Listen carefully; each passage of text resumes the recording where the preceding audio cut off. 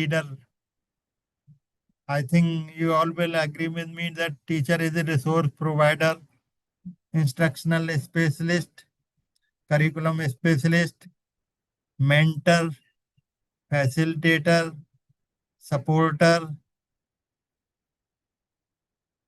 data coach, catalyst for change, and learner also. So out of these, many of the roles you will be performing at a time, and a teacher is supposed to behave as a leader also. And during leadership activities, you are either a provider or a specialist. You are either a mentor or facilitator. You are either a classroom supporter or coach. You can show yourself as a catalyst for change also, and all the time you are a learner also. So these are the roles and responsibility a teacher as a leader is supposed to perform these days.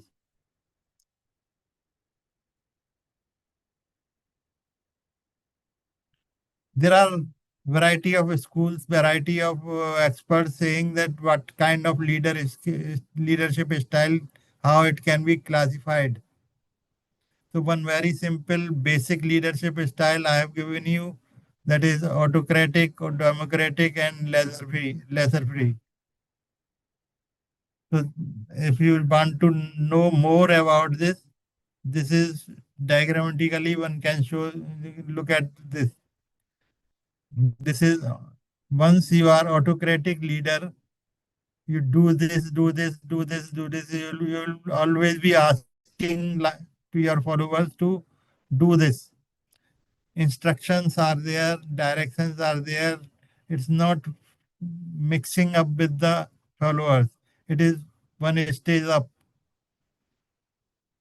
So here autocratic leadership style says if you are autocratic leader, then you are giving direction, you are giving only instructions, and followers are supposed to follow your instructions and work according to your instructions. Laissez-faire में, if you do this X or Y, you are yourself free to decide on looking into conditions. You can only discuss with the leader. So in laissez-faire style of leadership, leader is depending for not many things on the followers. Followers looking into the circumstances, conditions available with them, deciding about what to do and how much is to do and how much I should ask followers to do. Democratic third style, very important style. Leader, as a leader, you are telling to your follower which is the best X or Y. Taking group decisions, taking consent of your followers also, and arriving at some certain solutions. So these are the three basic styles. Different authors are there, different styles are there. They are talking of different styles also.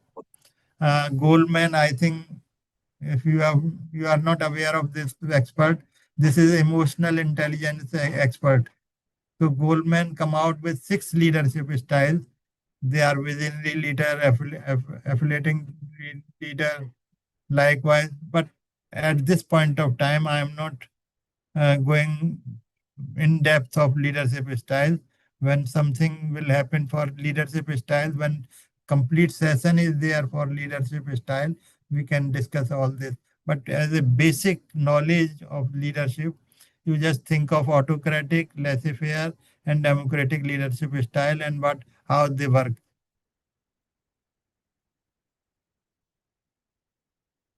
Autocratic leader, again, basic leadership style, if we talk of self-believer. Autocratic is self-believer. I'm true. I'm correct. You have to follow this. I'm telling you. Just like providing instructions without involving the followers. Likewise, laissez-faire में philosophy is let them do. Delegate leader. Once I am delegating power to you, you decide. You look into circumstances and you analyze your own situation and arrive at Democratic is participative leaders. Through participation of both, we are arriving at leadership style. So decisions are to be taken collectively. That's participative leaders. That's why leadership is also named as participative leaders. There is another additional leadership style that is nowadays more focused, transformational, neither autocratic nor laissez-faire nor democratic. Transformational focuses on collaboration, need to motivate your followers or employees to come out with the task. Inspire purposes, leaders' purpose is to inspire employees to work towards a shared vision. Once we have arrived at the shared vision, now task is leader is supposed to inspire employees to reach to the shared vision. Open mindedness is there, willingness to change management style is there, and accommodate employees' individual needs and motivations. It is also working in transformation. So it is said that nowadays it is better to have transformational style.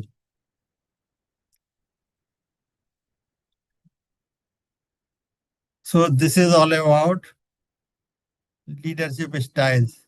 You have analyzed your style. You can modify your leadership style also, and you can move from autocratic to laissez-faire to democratic, or you feel democratic is more important, then you can shift your by way of behaving like that, by way of performing roles like that. Or you can think of transformational leadership style also, wherein collaboration, motivation is more important, is more leader side. Leader really inspire, leader really motivate, leader really focus on collaboration and take care of the views and opinions of the employees or the followers. So out of the three, four, you can think of for transformational leadership style also, where care is taken about the employees or followers also. This leadership issue is a burning issue nowadays. There are a lot of theories, but one thing when we talk of academic leadership, things are changing. Earlier, we used to say that says on the stage, teacher is always the center for teaching, and student is supposed to be the blank slate. So teacher can write anything on that without taking care of the students, just pouring on. Concept is jug and mug approach. You all know one jug and mug approach, where teacher's role is to pour in information from his side, and the student is supposed to be a silent listener. That was one of the approach of leadership. Now this leadership approach is going to change as a guide on the side. You all know in the change time, teacher is behaving as a facilitator, guide, role model, and all teaching learning processes centralized. Student-centered approach is used. Students are involved in teaching learning process. Even NEP 2020 is also advocating for experiential learning. Experiential learning is nothing where teacher is not providing lecture. Teacher is not giving information from his or her own side. Students is with certain possessions is developing their own learning by involving themselves in the activities and tasks. And guide on the side means teacher is just guiding that, helping them.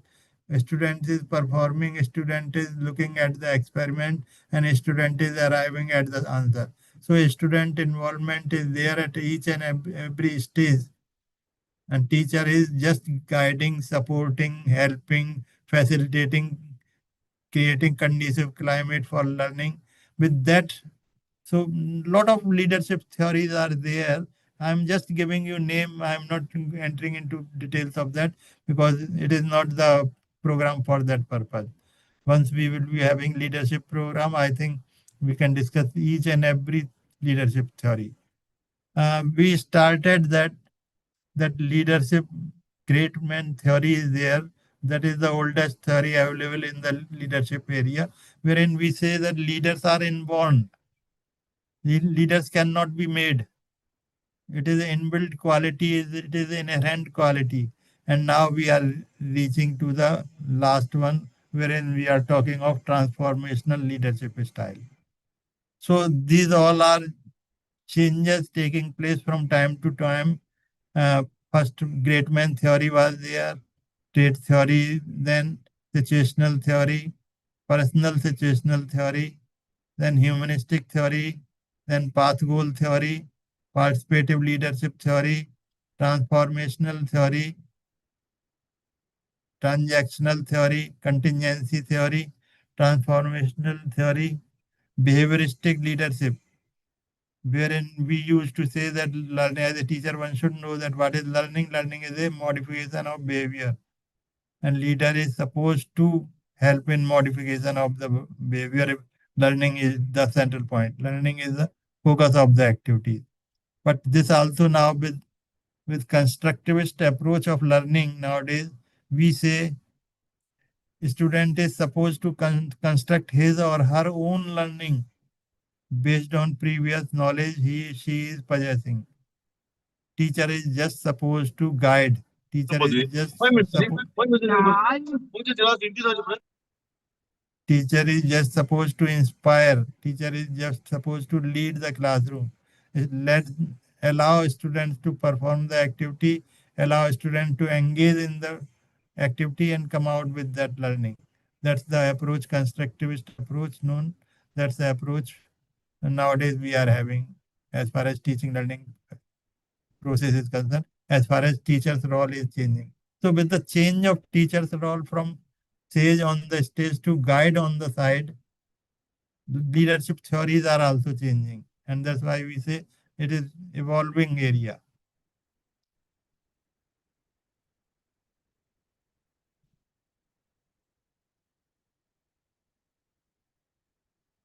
Uh, I talked of autocratic, democratic, laissez-faire, and transformational leadership styles. One can think of changing his or her own style also if he or she feels so. How one can do that? I was wrong. I am sorry. I am proud of you. What do you think? How can I help? I trust you. Lead by example. Just present the model leadership. So these are the strategies one can use while changing from one style of leadership to another style of leadership.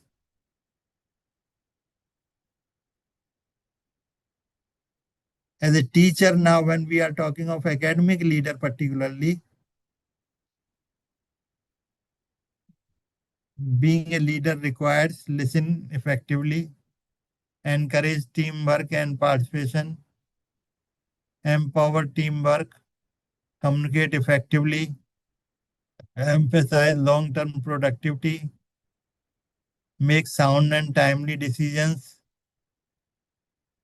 treat each person, follower, student in your case, as an individual possessing certain inherent qualities. So until unless you are not using that individual's innate potential, he or she will not be satisfied and will not be following you. So first try to resolve that. Treat each person as an individual with certain instinct, with certain qualities. Know yourself and your team. You have to learn what team is, what each individual of the team is like. Protect your team, have vision, courage, and commitment. These are some of the recipes one can use while being a good leader. So that is all about leadership.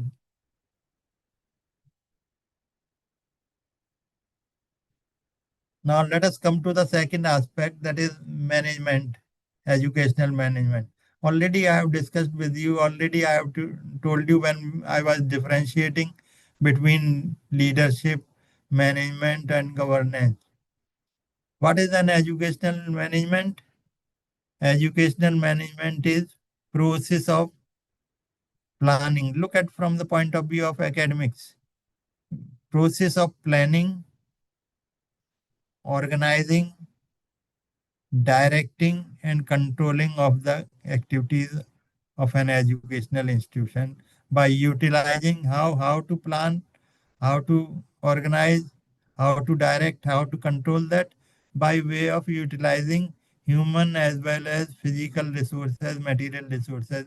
Those are at your disposal. Those are available for you. So employing the human and material resources as a teacher, plan, organize, direct, and control. This is nothing but educational management.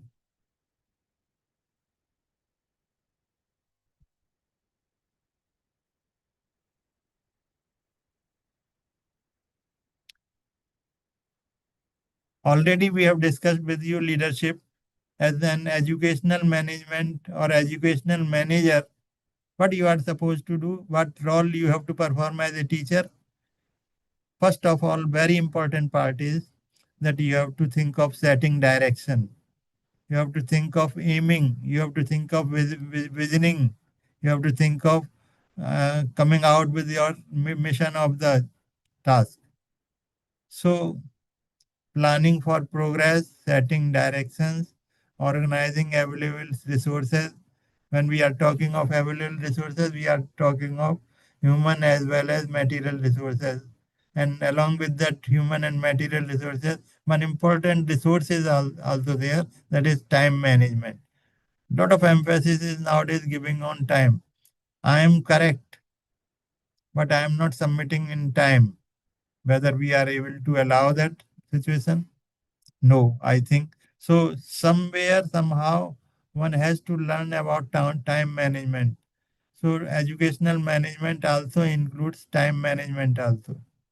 And then controlling by way of assessment and evaluation, whatever you have implemented as a process. So, when we talk of educational management, main goal is to create policies, develop plans, and build an effective education system that support positive environment for both students and staff.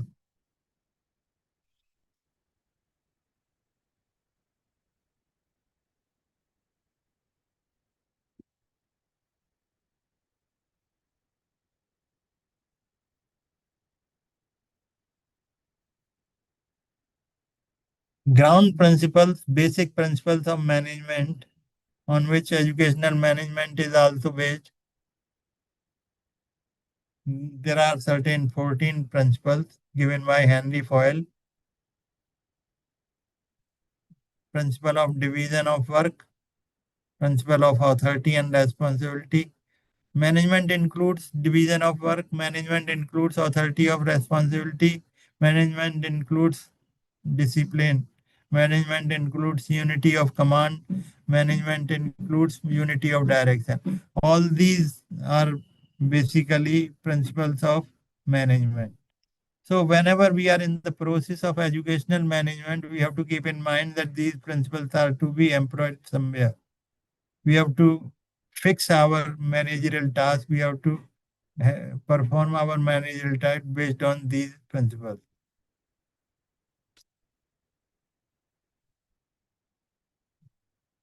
Two type of educational management I would like to discuss. Most of the time we are talking of centralized or decentralized. Centralized and decentralized educational management. Centralized, you can see all power controlled by a person sitting at the top. And here, decentralized means powers are distributed.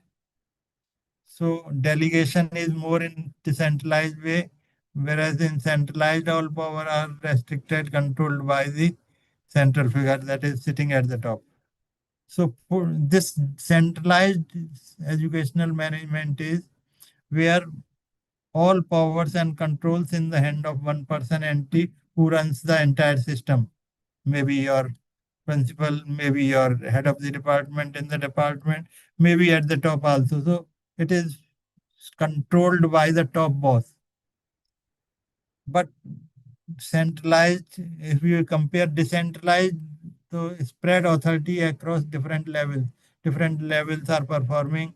You are delegating different individuals, different powers, and they are looking at that. So decentralization is there. Advantage, if you look at centralized management, is easy to implement, whereas if you look at decentralized management, it is really not easy to implement. It is a complex task. You have to take answers from different bosses because bosses, different leaders are there. So management is being controlled by this group for own, this group as a own, this group as a own, and then they are interacting with the central figure, person sitting at the top. So all information from groups are reaching to the central figure. This decentralized standard might vary between different locations. Here, provision is there to allow local administrators to make decisions because here again, if you look at the same circle is there, but here boss is different, management person is different. This person delegating power to this person delegating power to this person delegating power to this may also in turn delegate to that. So we are having lot of delegation, lot of responsibilities delegated to other individuals. This is not centralized, this is decentralized one wherein powers are in the hand of group leader. So this is where we are taking care of many individuals. We are taking consent of many individuals while making educational management processes. And that's why we say it allows local administrators make decisions based on their specific need. Once they are making in their own group, specific needs of the local are being taken care of. So this is nowadays much like system, decentralized system is now in practice in at different levels. But in our country, centralized system is also with that. If we look at our higher education institutions, our universities, our higher education organizations, you will find centralized as well as decentralized mixed system is there. So something is centralized. For example, we say recognition is to be provided by AICT, UGC, NCT. But depending upon the local needs, depending upon the local requirement, taking care of the local requirement, the situation, the institute where it is situated can take care of those local aspects also. So education is on as an constitutional outlook also. You can see education is on concurrent list. Concurrent list means advice central can give, whereas implementation of that is totally dependent on local conditions.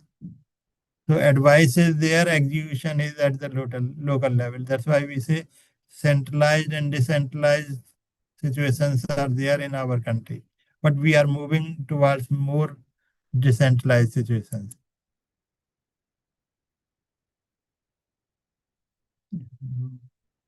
Whether we should have centralized or decentralized educational management depends on the situation, depend on what we would like to achieve, depend on what strategic objectives or roles we have fixed for our institution. So depending upon value system also of the organization, depending upon these, one can pick up the type of educational management fits into the purpose. Many times, as already I have told you, centralized and decentralized, both mixed approaches are available. So whenever so looking into the purpose, resources, value system, one is having need of having local or national participation, Depending upon all this, you can think of centralized or decentralized system of educational management. अब देखिए, with the change of theory that teacher is facilitator of learning, teacher is producer of learning, teacher is to create conducive climate for learning, and all teaching learning process should be student centered. Looking into that, teacher is supposed to behave as an effective manager. If learning is to occur in our system, teacher is supposed to behave as an effective manager. And here lies the role of the teacher as a educational manager of the learning. A very famous book is there, Management of Learning. I would suggest all of you to please try to refer that book, Learning Management of Learning by Davis, I.K. Davis. So please, if time permits me, if you are really interested in being an effective manager, effective as an educational manager as a of learning, then look at that book. Try to read few pages of that book. You will learn many, many more things. A teacher not only delivering subject matter, not only teaching subject matter, he or she is also supposed to manage the classroom environment. That is very important. That is very important for effective learning to occur. So teacher, besides being a subject expert, is supposed to be a manager of classroom environment, manager of the educational environment, even outside the classroom. So teacher is supposed to behave as a educational manager for navigating classroom dynamics. And that's where this management comes in into education. And that's why we nowadays call teacher as a educational manager of learning. If you look at all these things, if you look at this screen, you will find whenever teacher is teaching in the classroom or outside the classroom, he is supposed to plan, he is supposed to time manage, he is supposed to have resource allocation, he is supposed to take certain decisions also. And many times he is supposed to work as a problem solver also. So when these are the dimensions, these all are managerial dimensions. That's why we say during teaching learning process, teacher is supposed to manage different dimensions for better learning. So teacher, teacher is named as manager of the learning. देखिए, I think all of you will agree with me when we talk of teacher as manager of learning, effective classroom or outside classroom planning is there. Building classroom environment is also the responsibility of the teacher because he or she is supposed to create a safe and positive space for learning to occur, for effective learning to occur. Teacher as a reflective manager. Teacher is supposed to reflect upon the learning process. So many decision taking are to be taken. Many decision making is to be in place when teacher is working as a reflective manager. So all these are managerial tasks a teacher is supposed to perform in this modern time of teaching learning. Teacher's role is moving away from teaching learning and we are entering into the managerial role wherein our role as a teacher is to create conducive climate for learning. And all these are the steps to create conducive climate for learning. All these are to move from traditional classroom to experiential learning environment, to create learning designs.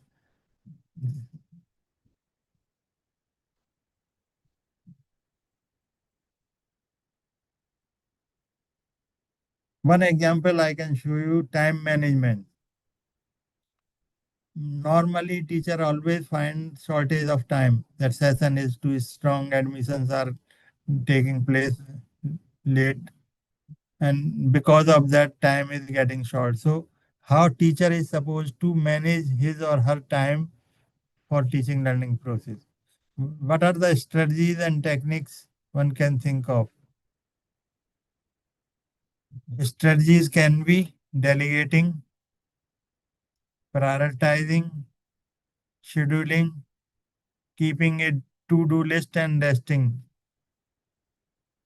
So, time management is one of the important managerial responsibility of a teacher, and teacher can act according by way of delegation, prioritization of the activities, whatever he or she is supposed to perform during the day or during the month. Prioritize those activities to manage time. Schedule, relook at the activities, how important they are, how much importance they are having in our today's task. Then keeping a to-do list. Whatever is required to do urgently, keep it in mind. So prepare it, keep to-do list also, wherein emphasis is immediate, and then resting. So time management is one of the important managerial responsibility of a teacher, and a teacher can think of time management by way of obeying these strategies and techniques.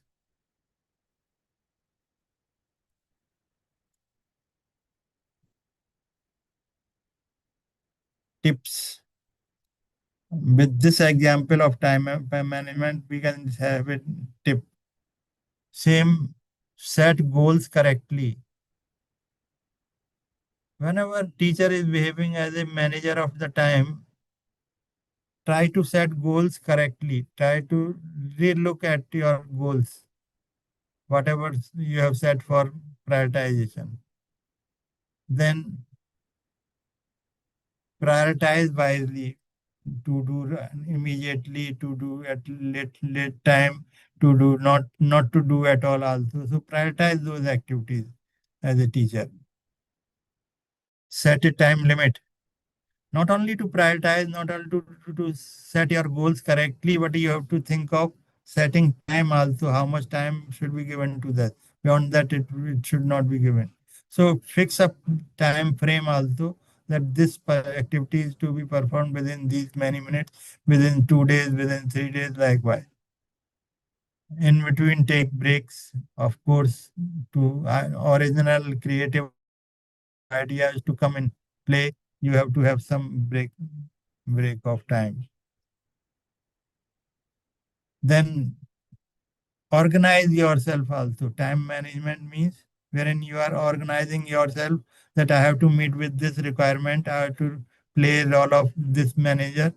So I have to organize my own schedule also. I think when we have tasks on in our hand, there are some to be essentially be attended, there are some to be not attended at all. So think of removing some non-essential tasks, so that space is created for carrying out essential tasks also. And then plan around. So this is how teacher is working as a manager. This is how time management teacher can achieve. This is how teacher can think of manage. Task management tool, prioritization. Eisenhower given one matrix. This is just sensitization. I am not going into deep details of each and every. I am just sensitizing you. I am just making you oriented towards that, so that somewhere some you have to read. You can think of reading that material. You know the content. You know the content headings of that content. For example, if you are in the process of prioritization and you are not getting out of that, think of reading Eisenhower matrix and do it, plan it, your matrix like decision for this reason.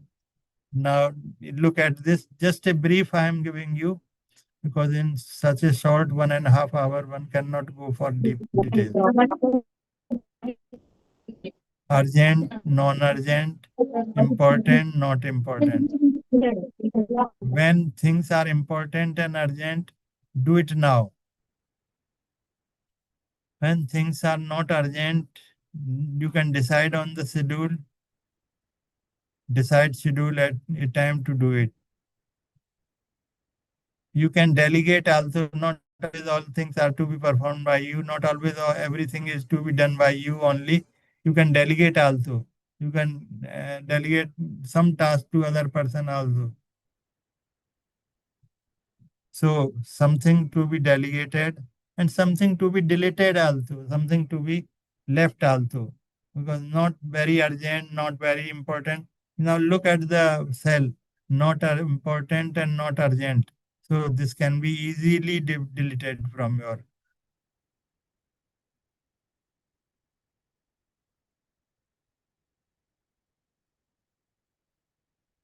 I think everybody would like to learn what are the some of the best practices in educational management. Some of the best practices in educational management, I can tell you, a strong leadership is need of the hour, because you know what is leadership, what is the role of the leader, how leadership is giving space for better teaching learning process. So a strong leadership, a strong leader should be in place in every each and every higher education organization. And I think that role is to be provided to vice chancellors of the university or the principals of the university, or at the department level, head of the department of the department. So strong leadership, one of the best practice in educational management. Student and teacher development, promoting growth mindset among teachers and students. Teacher or student should be prepared like that, growth mindedness. ऐसा नहीं है ऐसे इससे क्या हो जाएगा, इससे कोई फायदा नहीं होने वाला. Growth mindset should be set for teachers as well as students. Effective communication plays one of the important role. Communication, effective communication is much more important for any practice in educational management. It is very important. So effective communication, clear and open communication is one of the best medicine for proper best practice of educational management. Nowadays, with the availability of technology in abundance, nowadays with the availability of AI, machine learning, or all these robotics, one can think of having best practices in educational management by using technology. And then best educational management research has proved that once you are involving your students in the decision making, that decision making will be having far reaching consequences. So always keep in mind the focus on student centered approaches. And then nowadays we talk of community involvement. I think a lot of things are mentioned in NEP 2020 regarding that community involvement, community work, research to be oriented to community. So as far as possible, engage with parents and community. Try to engage with parents and community. These are some of the best practices in educational management one can think of, and teacher is supposed to adopt these best practices if he or she tries to be successful or effective in that. This is something about managerial aspect of a teaching learning process. This is something about teacher as a manager of learning, because teacher is supposed to behave as a manager also. So when teacher is behaving as a manager of learning, of course, because learning is the last point to all of us. So he or she has to take care of this. Another aspect, important aspect is governance. What is governance? I think always, every day, every time we are talking of government. Governance is the word derived from government. and it is nothing but act or process of overseeing controls and directions of the HEI. I think during your session on ecosystem, you will identify a lot of governance practices we are having as far as higher education institutions in India are concerned. So keep in mind that that's why I'm dealing little less with governance. Governance is to overseeing controls and directions of HEI. Organizations are already there. AICT for technical education is there. UGC for higher education there. Accreditation bodies are there. They all are governance bodies, governing bodies to all of us. Then, if you look at the structure also at your HEI level, you will find that academic councils are there, board of studies are there, executive councils are there. All these are governing ecosystem we are having for governance of higher education institutions. So governance already we are aware of. New policy also come out with lot of governance suggestions. NEP 2020, if we talk of, because this program is under sensitization or orientation of National Education Policy 2020. So keep in mind what NEP 2020 is recommending as far as governance is concerned. I think some of the critical points I have noted here heralds a pivotal movement for charting a course towards enhanced autonomy. I think they are advocating for the autonomy. So what type of governance will be there? Autonomy को ध्यान में रखते हुए, keeping in mind autonomy, accountability. They are talking of quality across institutions. So autonomy, accountability, and quality across institutions to be attained, and accordingly governance system is to be modified.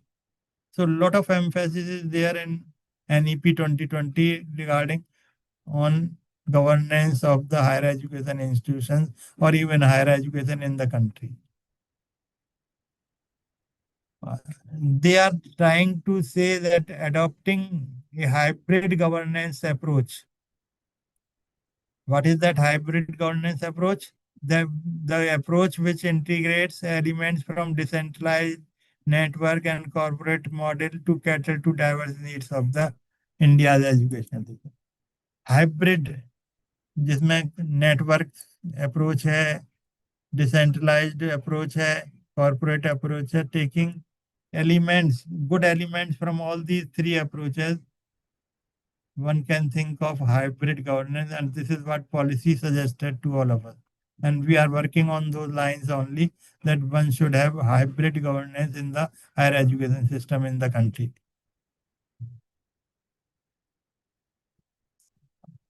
When we are talking of granting autonomy, fostering cultural innovation and response to local and global, we have to think of governance in different perspective. So a lot of emphasis is there on governance, lot of talks are there, lot of points are mentioned for as far as governance of higher education institutions are concerned. Focus on accountability, how to achieve that accountability. For that, governance is saying accreditation framework should be ready. We are already having accreditation bodies also, councils also. I think all of you must be knowing that for higher education we are having NEC, for technical education or polytechnic education we are having NBA, and for teacher education we are thinking of having NCT. So these are the governance systems we are having in place as far as higher education in the country is concerned. Important requirement is whatever governance system we are having, it should be transparent and accountable to educational practices. It should be focusing on enhancing, maintaining high quality of standards. And that's why nowadays in national policy, you might have heard another important word, that is standard setting. all these accreditation or recognition bodies are coming out with the document wherein they are fixing quality standards, institutional quality standard, what a teacher is supposed to do, what a teacher is not supposed to do, what organization is supposed to do, what organization is not. They are coming out with the quality standard documents wherein each and everything is mentioned. This is just to enhance quality. This is just to enhance accountability and transparency in the system. That we will be judging you. So governance means we will be judging you by way of having these many points which are mentioned in the document of quality standards. NEP talks of incorporation of elements from network governance, collaboration among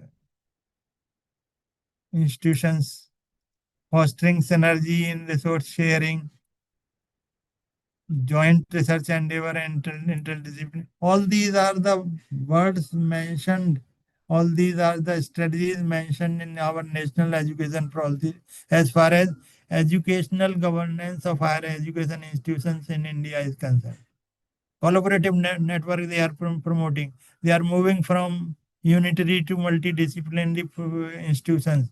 I think all of you must have heard at least, if not seen, if not read in the document, that by 2032, we should, our all institutions should be multidisciplinary program. There should not be any institution with a unitary approach.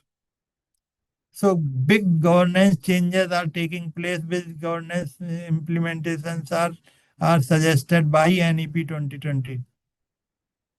So governance should be looked. Research capabilities, I think, very clearly mentioned in the national policy that researchers should address complex societal challenges and contribute meaningfully to national developmental goals. So accordingly, they have created a research foundation also. So many changes are suggested by NEP, and good governance is very important aspect as far as our higher education system is concerned.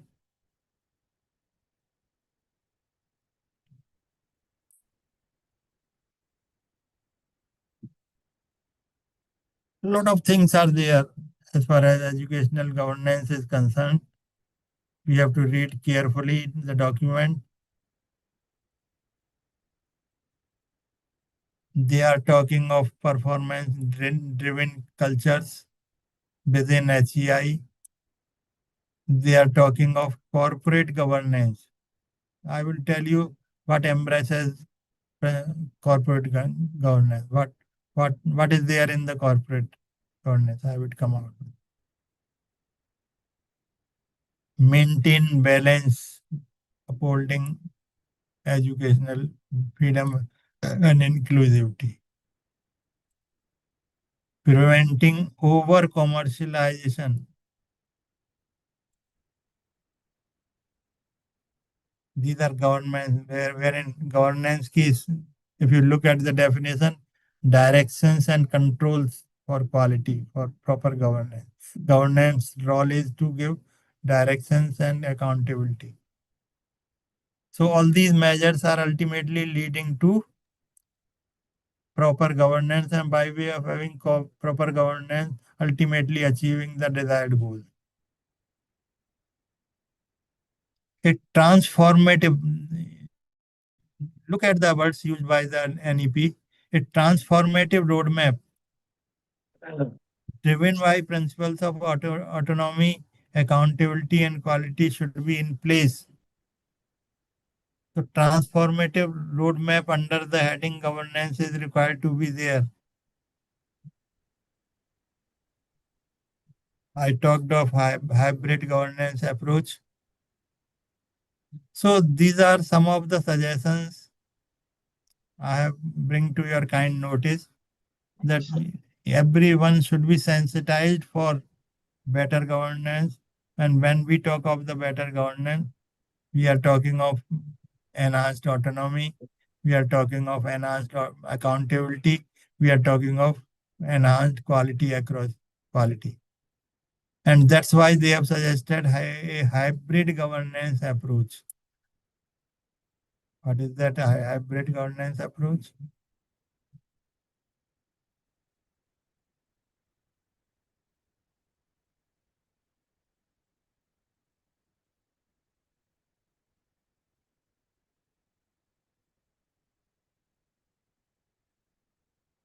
देखिए, look at, there are variety of governance models, of course. Just now I'm talking of corporate governance. Corporate governance means accountability. Corporate governance means transparency. Corporate governance means responsibility, or corporate governance means fairness. So these are the four pillars of the corporate government. And when we talk of hybrid governance model, it is taken care of by including this corporate governance. Look at another word. I think this is the system we are also having at higher education institutes level, at university level. There is another hierarchical government model also like this. Already I have told you in the case of central,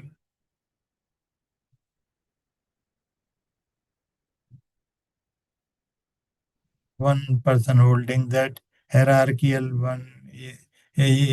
From here, things are coming down to this. Things are then getting to these three, and these are likewise a hierarchical governance model is there. That accountability is to be fixed. So approach, these will be reporting to this, these will be reporting to these will be reporting. And ultimately, here things will be compiled to ensure accountability or other government elements, governance elements. I would like to focus on this. I'm requesting you to please concentrate on this slide. What is good governance and what is bad governance? Good governance means what, and what type of governance we are having as far as our system of higher education institutes in the country is concerned. So look at good and bad governance and try to reflect upon the system which you are having at present in the country as far as higher educational institutes are concerned.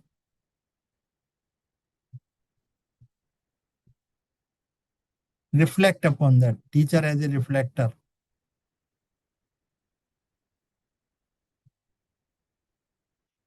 Bad governance is when inefficiency is there, red taping is there, mal, maladministration is there, corruption is there, secrecy is there. Everything is to be kept in secret boxes. Everything is to be, all documents are supposed to be in lock and key of top person. This is bad governance example. So when we talk of good governance, rule of law is there, transparency is there, everything is open. You go and check participation, large number of participants are there, participation from different quarters is there, accountability is there, sustainability is there. So when all these things are there, we call it as a good governance. These are the symptoms, these are the elements, these are the indications of the good governance when these things are in place. And when bad governance is there, all sort of hue and cry is there. All sort of questioning is there. No one is satisfied when bad governance is there. So try to think of good or bad governance and look at where you are. Another, what constitute good governance? What elements should be there when we talk of good governance? Clearly, we talk of accountability, transparency, responsiveness,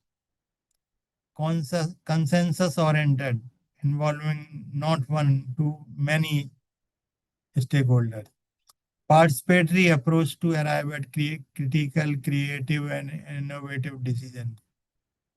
Inclusiveness should be there, taking care of all different kinds of individual differences, taking care of all the groups of the community, taking care of all the good or bad factors of the organization. Then following rule of law.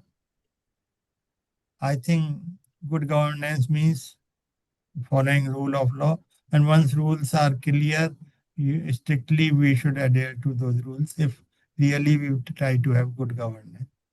Efficient, active system, not sleeping system.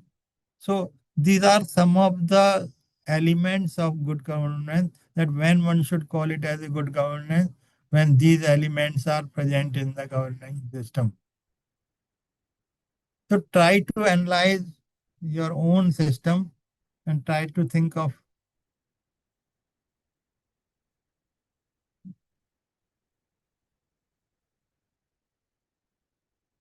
ultimately, I would like to say before ending, I would like to say never give up.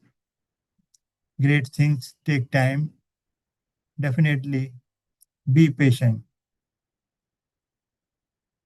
So these are some of the very brief discussion we can think of having. Lot many other issues are there.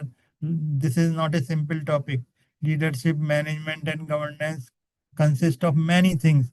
But one thing to be kept in mind is good governance, good leadership, and good management ultimately lead to good performance at the end of the, whether it is the institute, whether it is the student, or whether it is with reference to any other aspect of the educational system.